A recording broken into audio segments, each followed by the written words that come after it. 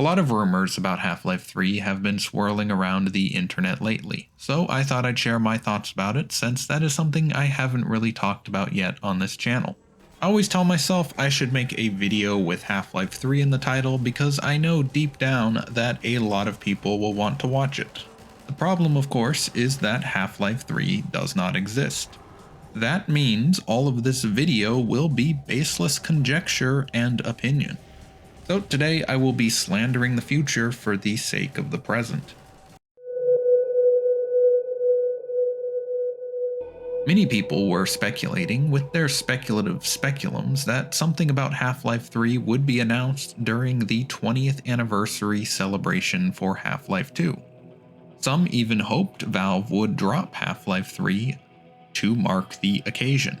While that didn't materialize, I'm sure Half-Life 3 will come out before the heat death of the universe.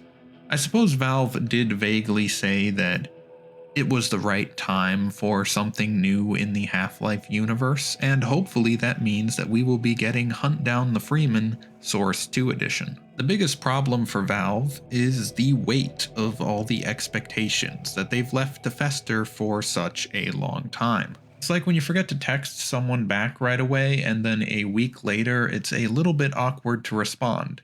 Except make that week like 10 or 15 years. We've all got an idea now in our head of what Half-Life 3 should be, but the problem is that idealized form is just impossible to make or even quantify. My biggest concern with a hypothetical Half-Life 3 is that it will toss aside what I enjoy most about Half-Life 2, for the sake of modernization. I like that Half-Life 2 is completely linear, has no weapon upgrade systems or RPG stats, and the only time you interact with the menu is when the game is paused. Half-Life 2 never breaks your immersion with these gamified systems. And that's so refreshing when compared to modern games. Personally, I don't really enjoy staring at a skill tree for 5 minutes deciding if I want to go 2% faster or deal 3% more damage. I just want to shoot the Combine. Half-Life Alyx has already shown that Valve is moving in that direction, and I think it's a bit of a mistake. There's something so pure about Half-Life 2's gameplay, and you really just don't see that anymore. The problem for me is that games just aren't really made like that nowadays, and upgrades and skill trees are simply just a fact of life. I'm probably just a little bit old-fashioned when it comes to games, so I'm not even sure if I can be mad that this is the direction things are going. Now, what about the setting of Half-Life 3? I imagine that if the game isn't at least partially set on a frozen Arctic landscape beneath a vibrant aurora borealis, then people will riot. People want woolly headcrabs, combine-infested glaciers, and icebound ships, and honestly so do I. We've all daydreamed about what Half-Life 3's frozen landscapes will look like, so here are some things that I've always thought should be in the game.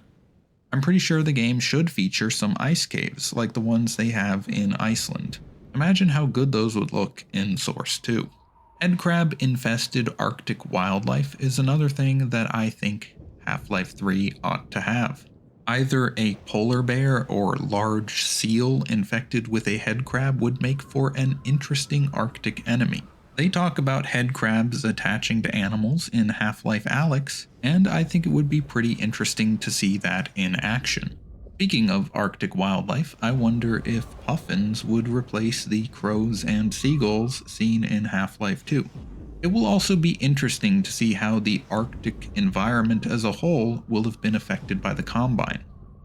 If the Combine merely dammed and drained the Black Sea, then the Arctic might look normal. But I imagine Valve would have diminished sea levels in the Arctic too.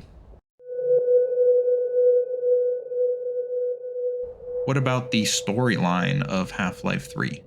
Well, taking the ending of Half-Life Alyx into account, it seems that Gordon and Alex will be separated at least for the beginning of the game.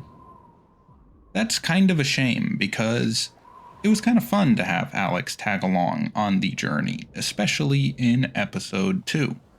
Maybe you'll be bringing Barney along as a sidekick instead. Now that I could get behind. I've said it before, but I think Valve has set it up so that Gordon and Alex can have parallel adventures in their own games. A Half-Life 3 and a Half-Life Alyx 2 could go hand in hand. It's interesting how the ending of Half-Life 1 wrapped up nicely and then jumped far into the future for Half-Life 2. It would be really cool if Half-Life 3 jumped 20 years into the future and featured humanity dealing with a completely new threat after having dealt with the Combine.